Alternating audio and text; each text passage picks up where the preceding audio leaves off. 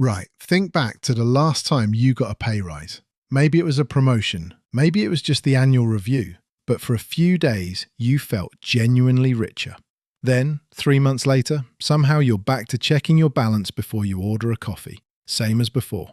Except now you're earning more than you ever have. I spend way too much time thinking about why extra income disappears without ever feeling like it arrived. If you've ever got a pay rise and wondered where on earth it actually went, make sure to hit the subscribe button and give this video a thumbs up if this helps you out. Here's the assumption I want to challenge: that more money automatically means more financial breathing room. It doesn't. Not automatically. Income and financial relief are two completely separate things, and the gap between them is where most people's extra earnings quietly vanish. And the UK numbers back this up more than you'd expect. The median full-time UK salary sits at around £39,000. Nominal wage growth has been running at around 3 to 4% a year recently. That sounds decent on paper, but once you account for inflation and the wider cost of living pressures still hitting food, energy and rent, real disposable income has barely been moving. Recent figures put underlying growth at close to just 1% a quarter. So people on that median salary are earning more, in cash terms, most years. They're just not ending up with meaningfully more left over. Let's do the maths on that £39,000 median salary directly. A solid, respectable 4% pay rise on £39,000 works out to £1,560 extra a year, gross. At that income level, you're sitting entirely within the basic tax band, so both income tax and national insurance apply a combined 28% taken off that rise. That leaves you with roughly £1,120 extra a year after tax, which comes out to a little over £93 a month landing in your actual pocket.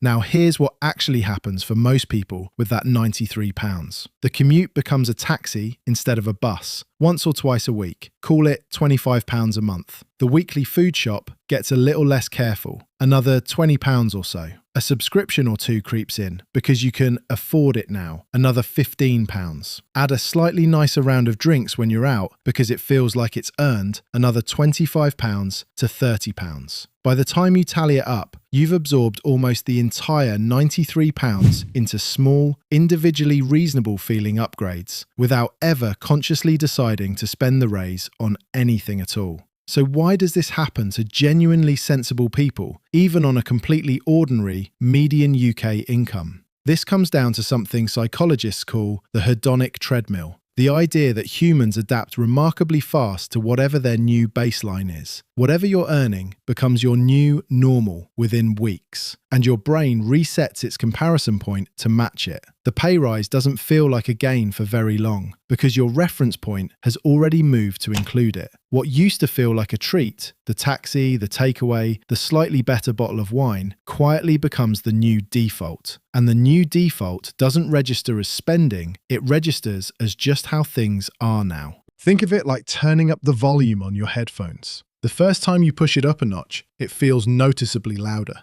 Give it 10 minutes, and that same volume feels completely normal. You've adapted, and you'll likely turn it up again just to get that same jolt back. Your income works the same way. Each pay rise is a volume increase. Each lifestyle upgrade that follows is you unconsciously turning it back up to feel the difference again. Now you might be thinking, but surely enjoying a better lifestyle as you earn more is just normal, not a problem. And to be fair, that's true. The issue isn't spending more as you earn more. The issue is that on a median salary like this, where every pound of a rise is genuinely hard won, it happens by default, invisibly, rather than by decision. Nobody sits down and consciously chooses to spend the whole £93 a month on marginally nicer versions of things they were already buying. It happens through dozens of tiny, individually reasonable choices, and the total only becomes visible if you go looking for it, which almost nobody does. So what do you actually do, practically, the next time you get a pay rise? Number 1. The moment a pay rise lands, split it before you feel it. Send a fixed percentage, even just 50% of that £93, straight into a savings account or your pension the same day your new salary hits, automatically. so it never touches your everyday spending account long enough to become your new baseline.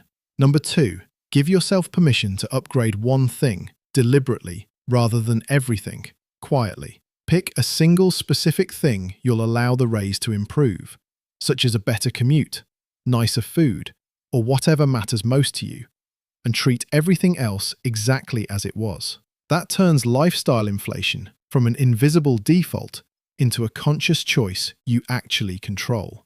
Number 3, rerun your budget properly about a month after any pay rise, not at the point it lands. That's usually exactly when the small upgrades have crept in without you noticing. And it's the point where you can actually see, in numbers, where that extra £93 a month actually went. Number 4, benchmark your lifestyle against your past self, not your current peer group. Lifestyle creep accelerates hard when you compare yourself to people earning more than you, rather than to where you were a year or two ago. And the past you comparison is the one that actually shows you real progress. Now here's what I think is the genuinely interesting part. Lifestyle creep isn't really a spending problem at all at its root. It's an awareness problem. Every single upgrade along the way feels completely justified in isolation. Nobody consciously chooses financial stagnation, but your adaptation to a new income is so fast and so automatic that it happens before you've had any chance to decide what you actually want to do with the extra money. The pay rise isn't what fails you, the lack of a decision point is. So if you take one thing away from this video, let it be this: it was never about earning more. On a median UK salary, almost everyone watching this will earn a bit more next year than they did this year. The question that actually determines whether that changes anything is whether you build a deliberate decision point into the moment it happens, or let your baseline quietly absorb it as it always has before. If this helped you see your own pay rises a bit differently, hit subscribe, because I cover exactly this kind of everyday money psychology every week. And if you've had a pay rise in the last year, I'd genuinely love to hear in the comments. Did you actually track where it went? Or did it just sort of disappear the way it does for most people?